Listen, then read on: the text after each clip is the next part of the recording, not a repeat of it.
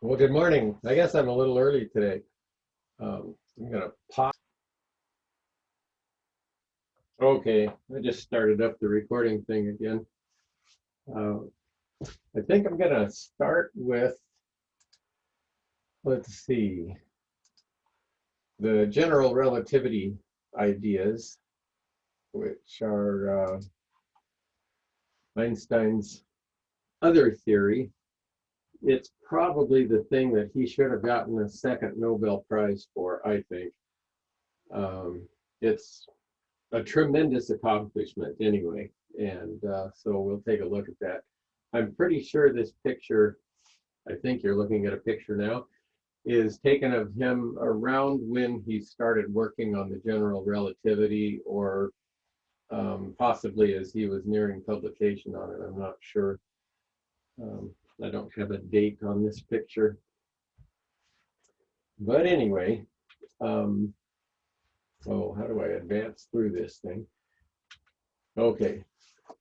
Developed by a slightly older Einstein from about 1907 to 1916. And it wasn't the only thing he was doing during that time. In fact, from 1907 to 1909, he was still working at the Swiss Patent Office. So he wouldn't have been able to devote full-time energy to that. But he had the thought for it that sort of instigated the research while he was working at the patent office.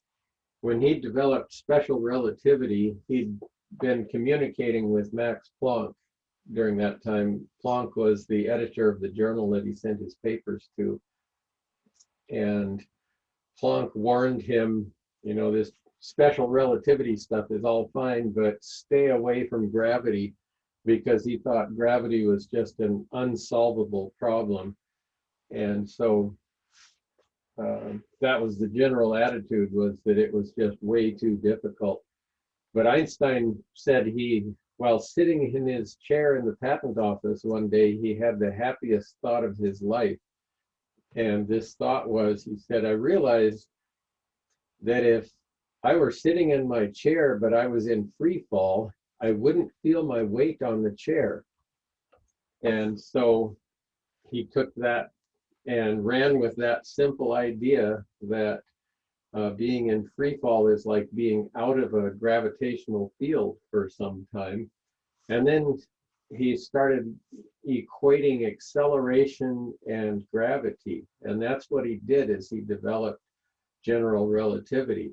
He looked at things that would happen in a uniform acceleration, like what you have in gravity, and said those things must happen in a uniform gravitational field as well.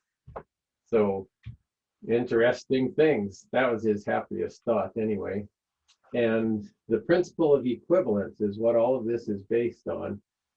And he said there's no experiment that can be performed in a relatively small region of space that can distinguish between a gravitational field and an equivalent uniform acceleration. So he started looking at situations that would happen in a uniform acceleration, and those became his predictions for general relativity. Those things should happen in general relativity as well. And among them, one thing is there's no difference between gravitational and inertial mass. This is something that we've been using, but nobody ever stated it quite so explicitly before. And so I'll switch over to the IPvo here for a second. And, oh, where are we? There it is. Okay, share that. And I am recording. So the inertial mass is the mass that shows up in Newton's second law of motion. And that's if you write Newton's second law like this, saying that the acceleration is the net force divided by the mass, that's the inertial mass. It's the thing that makes it difficult to accelerate objects. But there's also the mass that shows up in Newton's law of gravitation, which is G times the mass of one thing, something other than this, times the mass of that divided by r squared. And then that force is, well, this will just be the magnitude of the force. Okay, this is the gravitational mass that shows up in there. Now, there's no reason that these two things have to be the same. We've got other forces that depend on things other than the inertial mass. For instance, if we're talking about the electric force between two things, we'd say it's going to be K, Q of some object times the Q of this particular object divided by r squared. There's a force that depends on something other than mass, but the acceleration will still depend on mass. And so that's the case there. But forever, people had been using this equivalence of inertial mass and gravitational mass, and Einstein formalized it. I thought that part was over and done with. But a few years ago, I heard a talk by a researcher at the University of Washington where they've been continuing to test and look for a difference between these two things. And at that time, 1 part in about 10 to the 15th, they hadn't found any difference between inertial and gravitational mass. And the reason they're looking isn't because they expect Einstein's predictions to be wrong, but where they start seeing that beginning to differ is where a quantum theory of gravity would start to explain things better, which everyone kind of expects to happen eventually, that gravity will behave kind of like electromagnetism, where it'll be photons that carry the light, which have wave-like properties, but they're definitely particles. So that was something. And so that was the first prediction of general relativity.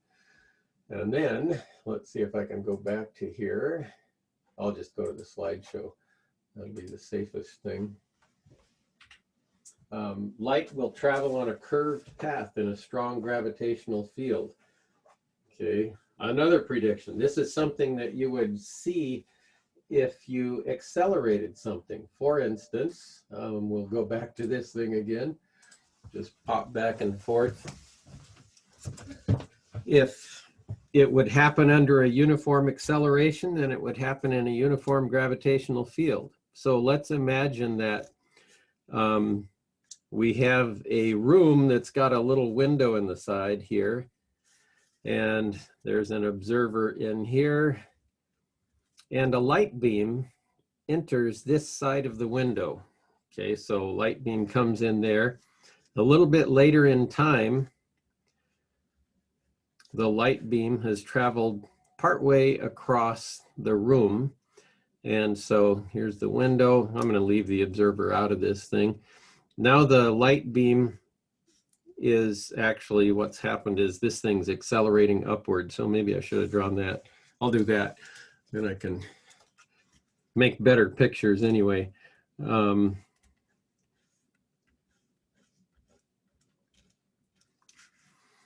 Okay, we'll have this light beam that in one space, it's going to be traveling horizontally along here. So like this, but there's this spacecraft or something like that that comes along here. And so the light beam enters right here on the spacecraft, but at a later time, the spacecraft or the room that the observer is in has moved up. And so it will be at a lower point in the room below the window. And this thing is accelerating. So it moved this certain distance in some time interval. In the next time interval, let's have it move twice as much. And so now it's going to be up here. And the light beam is getting lower and lower with respect to that thing. Well, from the viewpoint of a person who's in this room, what they would see is that the beam of light enters here and travels a curved path inside there. This is going to be an absolutely insane acceleration, by the way. The person would be a puddle on the floor. if that was the case. But that's what they would observe, this curved path when they're undergoing uniform acceleration. Well, Einstein said there's no difference between uniform acceleration and a uniform gravitational field. And so if you see an effect under acceleration, you should see that same effect in a gravitational field. And that's where he predicted that you should be able to see that stuff happening. Well, that one's not going to be easy to test, but it can be done. And the strongest gravitational field that we have around where light might be bent is that of the sun. And so here's what could happen in that case. We're Earth over here. What if light came by the sun, and as it goes by the sun, it's bent in the strong gravitational field and gets bent toward Earth like that? Okay. Well, it would appear, and I'm way exaggerating the effect here, but it would appear as if the star was over here instead of over here. Now, most of the time when we're looking at the sun, you can't see a thing, but every once in a while, there's this other, like this morning, for instance, although it wasn't a perfect one, there was a solar eclipse this morning, not visible here, but visible in Greenland and parts of extreme US. It was what's called an annular eclipse, where the moon is in the far away part of its orbit, and in that case, that might be the moon. This inner circle here is the moon, and the outer circle is the sun. And it happens when the sun or the moon is far enough away in its orbit so its angular size is less than that of the sun. The sun's angular size doesn't change very much, but the moon's does. So it doesn't completely cover the sun, and there's a ring of sun around the moon. Anyway, that happened this morning, but in 1919, there was a total solar eclipse visible in the southern Atlantic, and they were able to test this idea. And the British, under, let's see, Arthur Eddington was the British astronomer who was in charge of the expeditions, sent someone with a telescope and some cameras down there. Well, actually, Eddington went along, and they photographed the sky during the eclipse, and that was the "Lights All Askew in the Heavens" headline in the New York Times, that the stars appeared to have shifted position. So that was that idea. And I don't know if I've got any pictures of this or not, but this is actually now becoming a tool in astronomy. So, whoops, I don't know what happened. I guess I jumped out of there. Other predictions. Oh, yeah, there's just an illustration of the thing. That star positions will appear to change during that field. So, but not by a lot. Another one, light moving upward in a gravitational field will be redshifted, that is, shifted to longer wavelengths. And clocks will run slower, and all processes will take place much slower, more slowly in a strong gravitational field. So other predictions of that. By the way, these things, the light traveling on the curved path in a strong gravitational field was observationally verified in 1919, not to perfect means, but since then it's been observed in many other situations. One of the things, there's an Einstein cross. I don't know if I have a picture of that or not in this talk, but we can do a real quick search and find one, I think. The light moving upward in a gravitational field has been experimentally verified. And clocks running slowly, more slowly, has been confirmed and has to be corrected for. The clocks on the surface of the Earth run at one rate. The clocks on GPS satellites run at a slightly higher rate. And there are atomic clocks on the GPS satellites. And because they're running faster, if there wasn't a correction made for that, you wouldn't be able to determine your position on the Earth very accurately. And you have to correct for that when you're using the a GPS of any sort. It's actually just built into the software, but that's something. Another thing, the perihelion point of Mercury's orbit will change in time by an amount that, whoops, that should say cannot. Canon, huh? Good typing.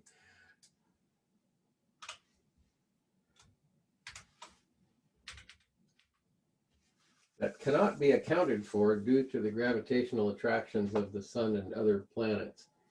Okay, here's a picture of what's going on with that. And this had been observed way back at the time of Newton, that the ellipticity, or the ellipse of Mercury's orbit, gradually precesses in time, and it rotates, that ellipse does. And Newton's theory of gravitation can explain most of it, but the last 43 seconds of arc per century had never been satisfactorily explained. And Einstein comes along with general relativity and manages to explain the whole thing right off the bat. And so that's a pretty big deal. By the way, 574 seconds of arc is only about 1/6 of a degree per century. And then that 43 seconds of it is going to be about, let's see, well, a lot less than that. Man, I don't know. It's about 2/3 of a 60th. Let's see. 2/180. About 1/90th of a degree is the amount due to general relativity. And that's how precisely people had been observing the orbit of Mercury changing anyway. So, and that was probably the first verification, because I think in about 1914, Einstein had calculated this effect and knew that he was on the right track, at least partly. He'd also, by about 1914, he had predicted that the light would travel on curved paths in strong gravitational fields, but he hadn't quite gotten the math right. And this is something, Einstein had this reputation as being bad at math, but what he was good at was figuring out intuitively what the form of the answer should be. And sometimes he would publish those results before he'd actually worked through the math carefully. And the math that he was struggling with was differential geometry, which was just being developed by the mathematicians. And he was taking that and immediately applying it to general relativity. And so nobody was very good at that particular math. And then that idea of him being bad at math was also something that when he was in the United States, at one point he was visiting a university, and he saw some students working at a table on their homework or something, and they were physics students, and he went over and started talking to them, and holy smoke, if you could imagine the thrill those students must have felt. But he asked how things were going, and somebody said, one of the students said something like, "Oh man, I'm struggling with this math." And he said, "Don't be concerned about your difficulties with math. I can assure you mine are greater than yours." And what he was talking about was the difficulty of what he was working at. But other people have taken that to mean that he was bad at math. And that's not exactly true. But in 1914, he figured out the basic form of how much gravity should be or how much light would be shifted in a gravitational field, but he was off by something like a factor of 2 because he hadn't actually filled in the intervening mathematics yet. He just knew the form. And there was an eclipse in August of 1914 that was going to be visible in Ukraine, and there was some Western scientists who were on an expedition to go and photograph the sky during that eclipse. If they had, they would have found that the light wasn't bent by the amount that Einstein predicted. However, something else happened in August of 1914. That was when World War, let's see, I think they were German scientists going to do it actually, but that was when World War I started. And the German scientists were arrested by the Russians, who were not on the same side of the war as the Germans in World War I, or World War II for that matter. But anyway, their equipment was confiscated and they never got to photograph the sky during the eclipse. So that one got put off for a little while. Okay, but it was probably the perihelion of Mercury that was the first observational confirmation, and then the light traveling on a curved path in a strong gravitational field was the other part. And then electromagnetic radiation will be delayed in a gravitational field. Okay, a couple of these look kind of weird. These two seem to disagree with what we've been doing with special relativity. The electromagnetic radiation being delayed in a gravitational field, how could it travel at something other than the speed of light?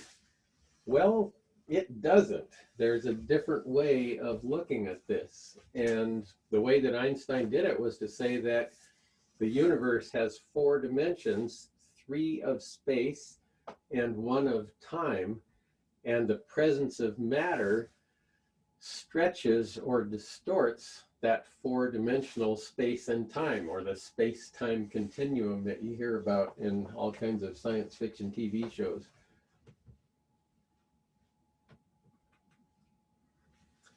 So here's a way to think of it.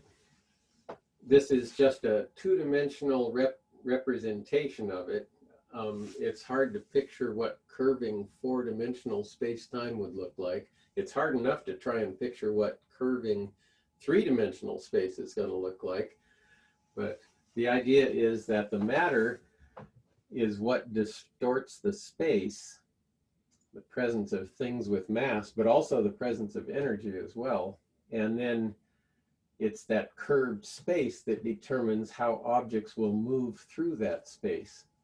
And so, for instance, if you have a man-made spacecraft that's on the far side of the sun from us at some particular time, a radio signal from that spacecraft will have to travel near the sun on its way to Earth, and it will take longer than you would expect, a little bit longer. And the reason is it has to travel farther.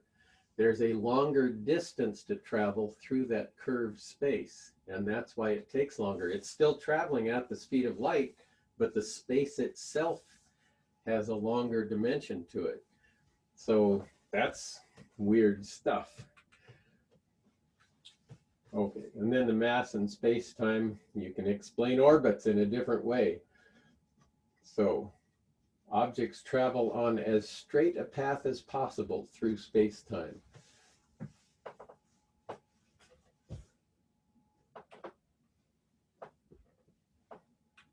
Okay, so the universe is composed of 4 dimensions of space and time. Matter determines how it's curved, and that's where the differential geometry comes in. That's the calculus of curved space. And then the curvature of space-time determines how matter and light are going to move through there. So that's the way it works. And if you have matter that's moving in space-time, it's going to make waves. And that's what gravitational waves happen to be. So here's a picture of that. You've probably, if you've watched many things on YouTube or other places about the gravitational wave discoveries, you may have seen animations that look kind of like this. This would be two orbiting black holes that are going to generate waves spreading out in space-time from themselves. And out they go, and that's what LIGO is designed to detect. So, okay, and this is a pretty old film. I couldn't find the link to the newer film on this, but we don't have to worry about that one for now. But that's what the LIGO effort has all been about, is to detect gravitational waves. And this is one of only, I think, 3 years since 2001 that I haven't been able to take students down to LIGO to have a tour. Couldn't do it last year, and then the year before, I think I didn't get my reservation in early enough or something like that, there just weren't any available dates. When we started going to LIGO in 2001, we could call up the week before and say, could we bring some students up next Thursday for a field trip? And it would be no problem. And it took me a long time to get used to the fact that I had to look in September for a field trip date the following May. And just wasn't as easy as it used to be. It helped for a while that I knew the people that were putting together the field trips, and as soon as I called, they say, oh, we can squeeze you in with this group or between these groups. But the newer people don't know me from Adam, so it doesn't work so well. Anyway, that's some stuff about special relativity, or general relativity, excuse me. Einstein's theory of gravitation, and comes up with some new field equations for gravitation, which are actually written in a tensor notation. So it's mathematically well beyond the scope of this course. It's something that just for, I don't know, personal satisfaction when I retire. I never got to take a course in general relativity as a student, but I'm hoping to be able to do so when I'm retired. But first, I'm going to take a course in differential geometry so that I'll have the mathematical tools for it. Many of the courses I took in graduate school, they just either assumed a course in things like partial differential equations, or they, quote, taught it, end quote, while you were taking the course, and it was never a very thorough introduction into those mathematical topics, and so the courses were a struggle because of that. And when I was at Eastern, they didn't have a course in partial differential equations, so those are things that happen. Alrighty, I'm gonna pop back to the IPVO here, and then we'll be looking at another picture to talk about an experiment that isn't, I just didn't want to do it when you couldn't do it in person this year, and that's the E/M experiment, but I can talk you through the calculation of it. Anyway, I don't know if that's bothersome or not, maybe not. Something that the experiment depended on, and the first day of magnetism, I showed you this gadget, was some, those don't look very good at all, but they were a pair of Helmholtz coils, and they have current flowing in them. And so what they are is a coil here, and current is going around in that. And then there's another set of coils behind it. And the separation between the pairs of coils is equal to the radius of the coil. And that has the effect of making a nice uniform gravitational field in the space between the coils, as long as you don't get too far off axis. And so that's kind of a crucial thing. And it's a reasonably strong magnetic field.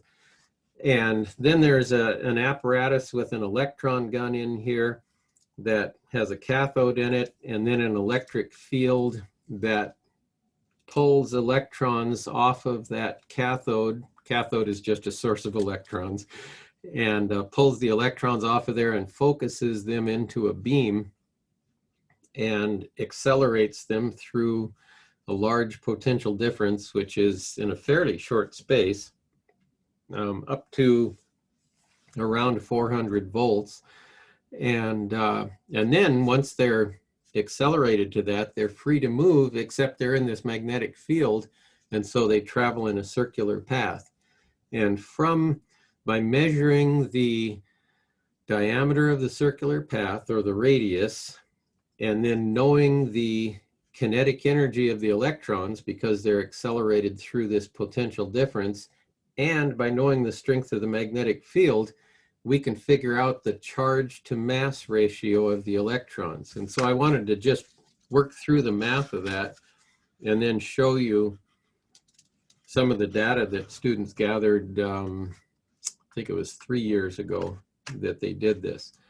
So things that we'll know the kinetic energy of the electrons, the 1/2, and this is non-relativistic, they're not going that fast, but we'll have 1/2 mv squared is going to equal q delta v. So they're accelerated through a potential difference of delta v, and they've got a charge q, so that'll be the case there. Then they're going to be in this magnetic field that we have here, which is made by the Helmholtz coils. You might think that you'd have to worry about the radius of the Helmholtz coils. And for the first couple of years I was teaching at Big Bend, I thought that was the case, where, okay, we've got this, the radius of these coils, and the magnetic field is going to be like that for the field on the axis of a loop of current, except it gets doubled because you've got 2 loops of current. And things that'll depend on are the number of turns in the coils, the radius of the coil, which I'll call A instead of R. I may use R for something else. And then like the path of the electrons, it'll depend on that, and it'll depend on the current that you have flowing in the coil. So, and it's a fairly ugly geometric expression when you get that going there, but it depends on all that stuff. And then I'll show you a picture in a minute that simplifies it a little bit. But at any rate, we've got these charges moving in a magnetic field, and the force they'll feel is going to be QVB. Their velocity will be perpendicular to the magnetic field because the magnetic field is down the axis of the coils, and they're moving in a plane that is perpendicular to that axis of the coils. So this is what we get there, and then that'll equal the centripetal force that's acting on the things, which is going to be mv squared over little r, where little r is the radius of their path of curvature. Well, let's see. We've got a bunch of different things in here, but something I can do is solve this expression for v and then plug it into there and see what we can do. So let's see. If I divide both sides by v and multiply that r out from underneath, I would get qb little r is equal to mv, or q over m is equal to, let's see, I wanted to keep the other stuff over there, qbr over m is equal to v. And then maybe if I take that and plug it into here, let's see what happens. I'll have 1/2 m times qbr over m squared is equal to q delta v. And this should work, I think. I want a better pin than that.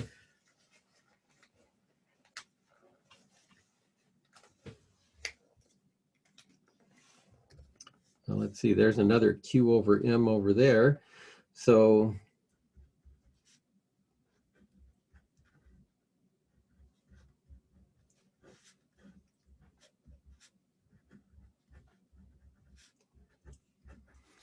and actually, I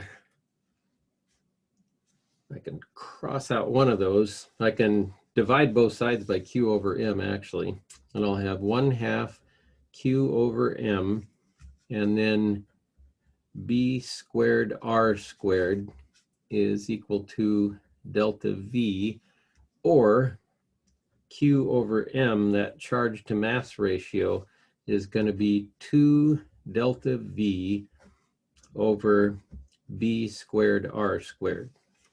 And so things we measure are the potential difference. We have a voltmeter hooked up that measures that. Visually, you measure the radius of the path of the electrons in the tube, and so you get that by observation. And the magnetic field, which supposedly is going to depend on N and A and I, is something that you're going to have to figure out separately. So you'll have to measure the current and know these other things, or so I thought for a long time. But turns out I didn't need to worry about that quite so much, and I'll show you why. And I didn't notice this till about the 3rd year I was at Big Bend, because we'll change view here again. Let's see.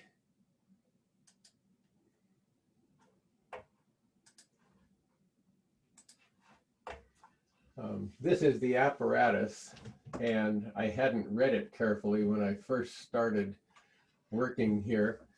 Down here it's got the magnetic flux density measured in Webers per square meter.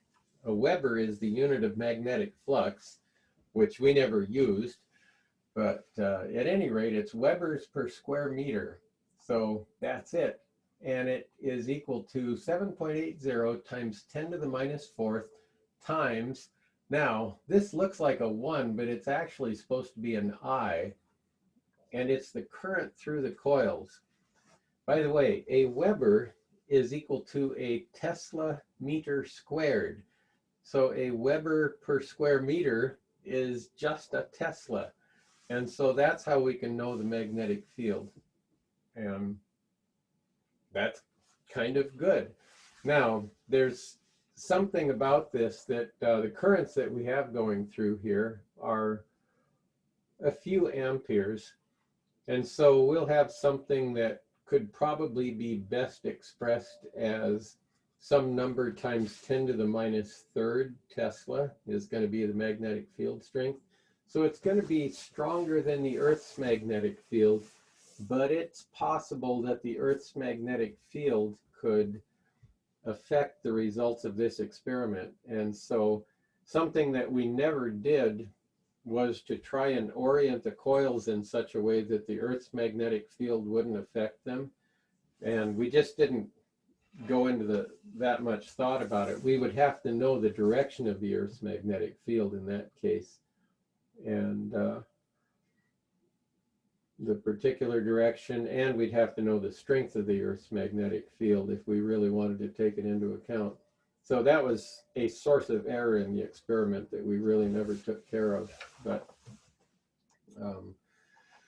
it might have been possible to do that anyway. But at any rate, we don't have to know the number of turns in the coil or their radius accurately.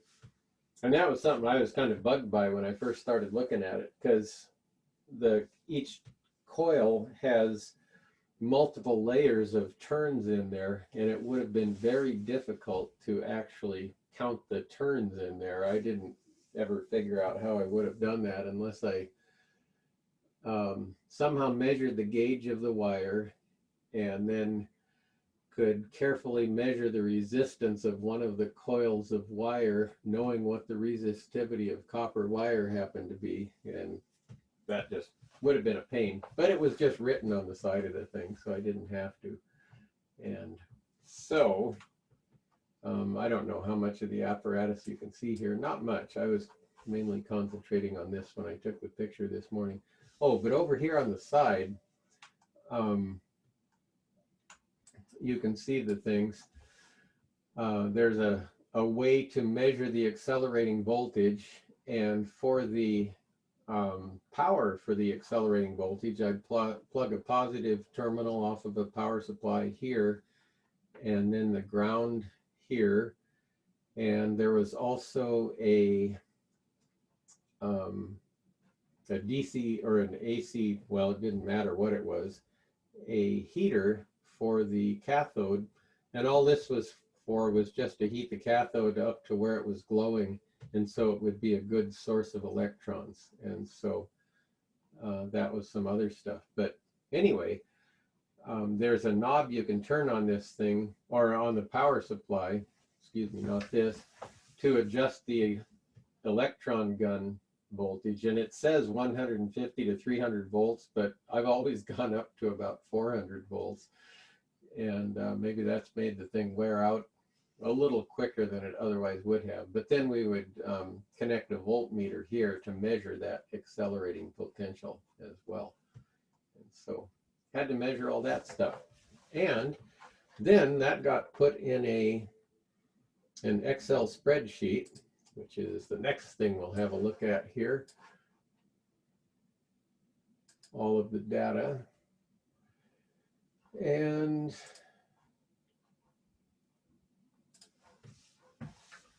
oops, okay, here's the data from, I'm pretty sure it was 3 years ago. And I'll slide it down so you can't quite see the names of the people in the teams. We had the accelerating voltage that was measured on these things. And some of the teams were not particularly careful about recording significant figures on the things. And for instance, I think this group here, they don't have any accelerating voltages that weren't exact numbers of volts. So either they were being really careful about adjusting the accelerating voltage, or they just weren't reading the tenths of volts off of their voltmeter. And that I don't know. But you can see what they get over here. And by the way, the correct value for the charge to mass ratio on the electrons should be, let's see, 1.602 times 10 to the minus 19th. So, or just 60 is close enough. Divided by the mass of the electron, 9.11 times 10 to the minus 31. And it should be about, let's see, 1.7 times 10 to the 11th. Okay, this group nailed it on their very first measurement, supposedly. So, and then you can see it varies around there. But this top value is actually, it's only in the third digit that it's off by a little bit. So that was pretty good. And as they go up in accelerating voltage, their values seem to start getting a little bit farther off. And then the next group, I'm pretty sure this is the next group, 1.92 times 10 to the 11th. And so we're in the ballpark. Actually, the most difficult of this experiment is trying to determine the radius of the electron beam. You're looking at the electron beam, which is in the middle of a round glass bulb, and then you look beyond that glass bulb to an illuminated ruler that is behind the bulb, and use that to try to figure out what the radius of the path is. And so you're looking through glass, curved glass, and that's difficult. And the beam is not an infinitely thin wire. It's a little bit of, has a little bit of spread out character to it. So it's not just a thin line. It's a line that's probably a few millimeters wide from your viewpoint. And so you'd have to estimate, okay, where's the center of that line? And is it the center that I want? And things like that. So those things account for variations in the observations that people had. And you can see other teams weren't so fussy about trying to get nailed down to 220.0 volts or things like that. 332.4, 354.6 and things like that is a more realistic voltages to try to achieve. I don't know if we calculated, yeah, we did calculate an average down here. The accepted value is here. The average value is 2.46 times 10 to the 11th. And that's just the way that our data happened to come out here. So I'm not terribly concerned by it. Let's see, so they've got 2b over those things squared. Yeah, so they are calculating it the way that we developed a formula for. So at any rate, that was an interesting experiment. We never got super precise results on it, and part of it is just the difficulty of measuring the things. When I was a student at Eastern, we had a better one, and I'll draw a picture of the way that one worked. It was just a better setup all around. And go back to this thing. It was one where the Helmholtz coils were huge on that one, and they were kind of like this. That might be the bottom one, and then there was another one up here, and the place where you had the electrons coming out of here, or maybe they were vertical. Let's see, trying to imagine. Circle a path. Yeah, they would have been vertical, but they were huge. As in, yeah, and then there was a flat place here that the electron beam came up out of that, and then on this flat thing, there were phosphor circles on the thing, and you'd have the lights off when you were doing this, and the electron beam would come shooting up out of here, and then it would travel in a semicircle and come down on this thing. And so you were looking into the glass bulb, but you were actually looking for which one of the rings that the electron beam came down and hit, or how far it was between the things. And so it was actually possible to do a much better job of measuring the radius of curvature on this particular, or that particular setup. So we were able to do that somewhere. I've got the lab write-up that I did from that. I actually saved it, but we were able to do a better job of getting a precise radius measurement on that setup than what we have. So might be a good project to try and make a better instrument for that one. Anyway, that's a little bit about general relativity and about that E over M experiment, which I feel bad that we didn't get to do as many experiments as I'd hoped this quarter, but just the logistics of setting up online courses is not a job for one person, I realized. Doing 3 labs at the same time was kind of insane. One thing I want to show you is, I think I should be able to find an Einstein cross on, if I switch videos or views here to the,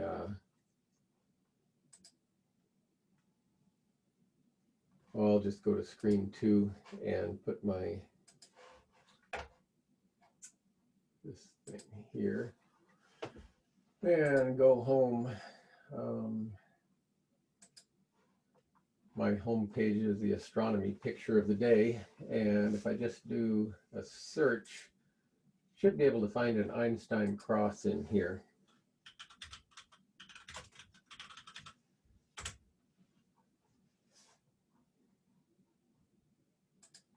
And these are what are referred to as gravitational lenses.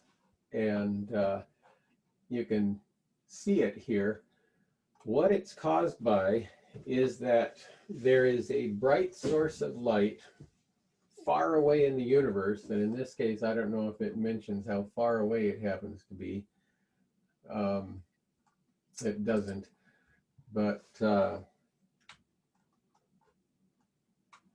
in between us and that bright source of light, like right in the center of this region, is some massive thing. And that massive thing could be a galaxy, it could be a cluster of galaxies, but that's the kind of distances that we're talking about, where we're actually looking past galaxies. And the bright source of light could be it could be a bright galaxy, or maybe sometimes, well, just some very bright source of light, which could be a bright galaxy. But anyway, the light from that bright galaxy has to get by this other mass here, and it's bent by that mass on each side of it, and then kind of focused at us. And so these 4 bright spots that you see here are actually light from the same object that has been deflected traveling through space by the intervening mass that's right in the center of this thing. And so by looking at these Einstein crosses like that, you can learn about this thing that's very bright and behind this other thing, but you can also get a determination of the mass of the object that's doing the deflecting as well. And so it's a tool for cosmologists, who are the people that study the universe on a pretty grand scale. And so they can learn about that. But that's the Einstein cross. And I think there's probably several pictures of them. Let's see.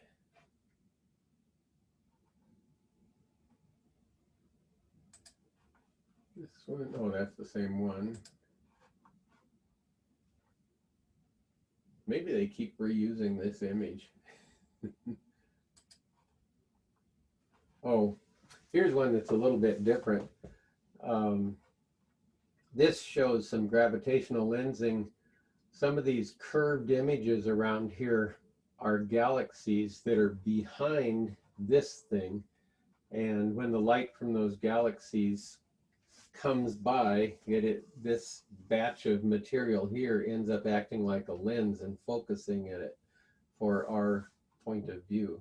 So, and what have they got in the circles here? Oh, yeah, they saw a supernova in one of these early images, and that was the light that traveled a shorter path to get bent to our viewpoint. And then the light that traveled longer paths and got bent to our viewpoint, the light would be arriving later because it had farther to travel. And so they got to watch the supernova happen again. And that was kind of a neat thing. The gravitational lensing effect is not as nice as a nice lens made out of glass, where you have control over the radius of curvature on both sides of the thing and stuff like that, and you can make it nice and uniform. These are getting bent by distributions of matter in space that are not nice and spherically symmetric or anything like that. So it's kind of messy, but it's a neat demonstration of Einstein's light traveling on curved lines in strong gravitational fields. And what it really is the light is traveling on the straightest line it can through space-time that's distorted by that matter. And so that's what's going on. Okay, this weekend I'm going to be preparing some stuff for review next week, and the reviewing will be on electricity, magnetism, and special relativity. And our test is scheduled for Friday. I'm guessing you might have some calculus tests on Wednesday and Thursday. We'll probably have to stick with the Friday thing. but I cannot give an evening test or even late afternoon test next Friday. It'll have to be on in the morning. And so I'll need to contact you individually to see if you'd be available for a 3-hour stretch in the morning next Friday. And if not, then maybe one of the previous days. The previous days I could actually do an evening test. So maybe a Thursday evening or a Friday morning might be the option that we have. Next Friday afternoon, my time is going to be taken up with, we've got a bunch of end of the year things that go on for faculty, and then we all have to be at graduation, which is going to be a drive-through event this year. A first for me to experience such a thing. But anyway, other than that, have good weekends, and I'll see you Monday morning.